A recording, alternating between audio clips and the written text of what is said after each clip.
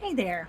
Okay, so today we're going to practice a look that is really great for enhancing green eyes and blue eyes. Personally, I think it looks great on everybody, but when you have green eyes or blue eyes, the way to really bring them out and make them pop is to wear something that has red tones in them. So I am going to be using the Maybelline ShadowBlock, and it's got this beautiful kind of coppery color. So it's not like a super bright red. You don't have to go all red, but let's do this and see how it works. I'm going to start with my eyelid primer. This is the Averil, and I got it from Temu. Great stuff. Cannot find anything bad about it. Just need a tiny bit. See? And trust me, it goes a long ways. Okay, so I'm going to tap this in on my eyelids. And you want to do a tapping motion because, number one, your eyelids are very sensitive. They're very thin. It's a very thin skin tissue.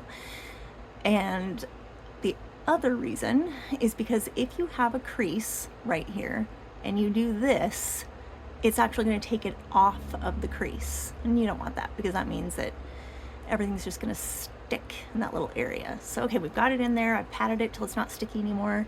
I'm trying to do this side. And you see that tiny amount. Look how much coverage that gave me. Love this stuff. All right. I use my finger. There's a lot of people that use a makeup brush or even a sponge. That's great. Whatever is more comfortable for you is what I want you to do. Okay? Next, I'm going to go gather my brushes. Okay, for eyeshadow, I find that there isn't a whole lot of difference between the brushes, like whether you get high-end or Walmart brand, e.l.f., whatever. These are the three I use every single day. I use a flat one for my base. I use a thin one for my cut crease method, and a nice fluffy one for up here. So with the Maybelline ShadowBlocks, I'm going to start with this middle color, which is a beautiful like light copper. It's a little bit shimmery. That's nice. I just feel like this is perfect for fall. So I just kind of tap it there, and then just a quick tap just to get off all the excess. You don't want to like pound this stuff in. We do this in layers, and then I just start tapping it on. Oh gosh, I love that color. Oh my. It's not as yellow as like golds, which I can't really wear gold very well because I have a lot of yellow in my skin, and so it makes it look kind of weird. But this light copper, it's not so red that it looks like whoa, but it is definitely just beautiful, sparkly. We gotta have the sparkles. Okay, other side. And I'm just, honestly, I'm just patting it. I'm turn the angle there so you can see. Literally just like a stamp.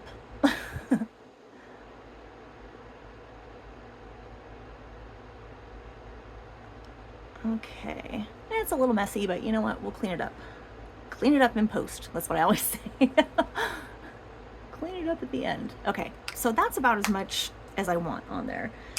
I'm just going to the grocery store later. I don't need to be super dolled up. Okay, then we take this here into the darkest color, and I just kind of swipe it. Just beep, beep, beep. You gotta have the sound effects too. Tap off the excess. Now for the cut crease method, what I do, let me get it right there. I start at the outer corner right here, and I just go up towards the tail of my eyebrow. I know it's probably really hard for you guys to see. It's not that dark of a color. Okay, once I get to the end, I just go ahead and drag this over to the crease. Okay, so it's just a quick little swipe towards the tail of your eyebrow. Once you get to your your brow ridge, or not your brow ridge, I'm sorry, your occipital ridge right here, that little bone. That's usually where I stop because I know that's where my crease is. Okay, one more time, just out towards the tail of your eyebrow and drag it across your crease. There we go. Now all we need to do is pull some of that color down, even it out a little bit, and then we'll blend it all together in just a minute.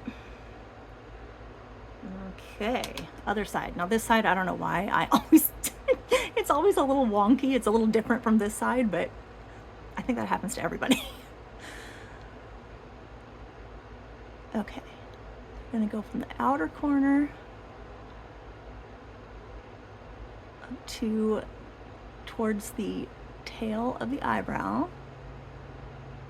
Okay, and I stop right there at that bone, and then just drag it across.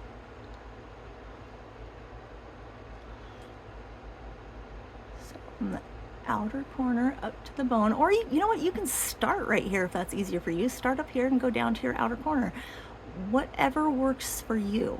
It's not, there is no law that says you have to, you know, apply your products in any certain way. So if you feel better doing it, you know, starting from up here and pulling down, fine. Even if you want to pull from this way and do it, that's fine. This is just the way I do it. It's easier for me. So, and then just kind of pulling that product down. See, I always have that little like thing right there. But let me clean it up. There we go. All right. We've got that. Now we're going to go to our lightest color. See? Top. That's the other thing I love about these Maybelline ShadowBlocks. They're already picked out. I don't know about you guys, but a lot of times when I was first starting out in makeup, I really was overwhelmed with all the color choices. I didn't know what went with what. Should I go with, you know, something that's totally different color spectrum? Should I blend stuff this way? This takes out the guesswork. You don't even have to think about it. You just put the ones that come together on. Okay, so we've got our lightest color. We're just tapping it in there. And yes, it looks crazy right now. It looks crazy light, but then we're going to just blend all over there. Okay, so that kind of takes the sharp edge away. It gives you a nice, soft blend. And you can't even really see that wonky spot. So you can always go back and fix stuff. Like, see, I always get a bunch right there too. It's because I just hurry. Okay. And it looks crazy. It looks bright, but trust the process.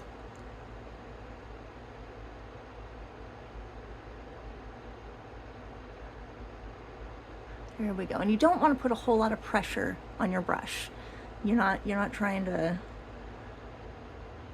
take the darker colors off. You're just kind of swirling that light one down into the dark. And see, there we go. We've got a nice soft edge right there. Nothing harsh about it. This is mostly blended back in. I'm gonna have to just touch it up a little bit, but there you go. So you have that. And then I always go back in with whatever shade that I used for this little thing right there, the little wing. Dip a little flat brush, just tap, tap, tap. And then I start from the outer corner and just very, very lightly put this on the lower lash line. Now I'm not putting it on the waterline, I'm putting it just below.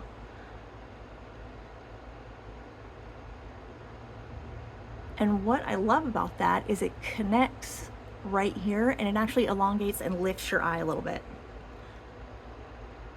which is wonderful for those of us who, you know, aren't teenagers anymore. I just kind of connect it to that little bit. And you can press it in if that's what you're more comfortable with. I kind of do a combination, like a press than a swipe. So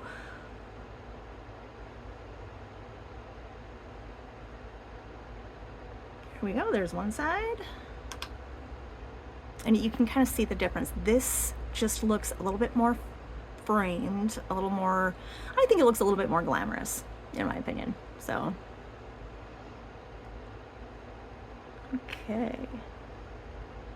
Now the reason I'm doing this right on the lash line instead of on the waterline is because if you do it on the waterline, unless you are bionic and take a Q-tip and dry that thing off and not blink the entire time you're putting this on, it's just gonna re-wet itself and it's just gonna disappear.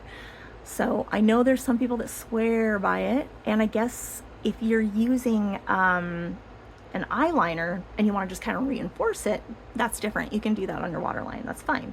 But I just tend not to do that because it's uncomfortable for me, number one. Number two, now that I'm getting older, having it actually like on the waterline makes my eyes look a lot smaller. That is not what I want. There we go, we got a nice frame there. Okay, so yes, we have some cleanup to do.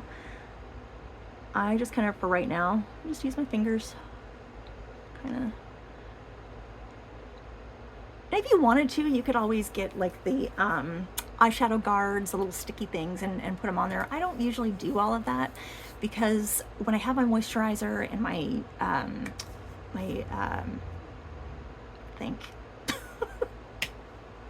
primer, that was the word I was looking for. When I have my moisturizer on and then I have my primer on, nothing's gonna stick there, which is good. I don't want it to. I only want my makeup to be there. So I don't use the guards, and that's why I get a little bit of what we call eyeshadow fallout. And that's just, you know, when you're doing it, it's a fine powder. So you're gonna put it on and it's gonna drift. So, but there we go. Great. Now the next thing we need to do is the brows, and we're good to go. Okay, for eyebrows, I just use a little angled brush like that. I don't know what brand it is. They are all pretty good. So I use the shade that is closest to my eyebrow, but maybe like 1 or 2 shades darker. Okay, and I always start at the inner corner, and I've got the angle pointing towards my nose. Okay, and just really light, soft strokes. Now I just follow my natural lash line because that's just easier for me. Okay, and then what I'm doing is I'm leaving this little space really, really light, and then going to the tail because I really want to make this arch nice and clean. That's why I leave it until the very end. That way I can do little teeny tiny strokes and I can blend it down into the tail without it looking insane. Okay. And you can see when you have your brows done, it absolutely frames all of this. We just worked really hard to make this stuff, well, not really hard, but to make this look amazing. Okay, so to frame it, to complete the picture, to put the icing on the cake, if you will, you need to do your brows. And do them whatever way you like. I prefer a very thin look, so that's what I do. That's what I feel looks best on me, so that's what I do. And that's what you need to do. You need to be happy with your look, okay? Nobody else. It's time for you to impress you. Again, just short strokes until I get to where I want my arch to be. Okay, and then I just kind of leave a little bit of space. Come back down. There we go. Now I can touch that up a little.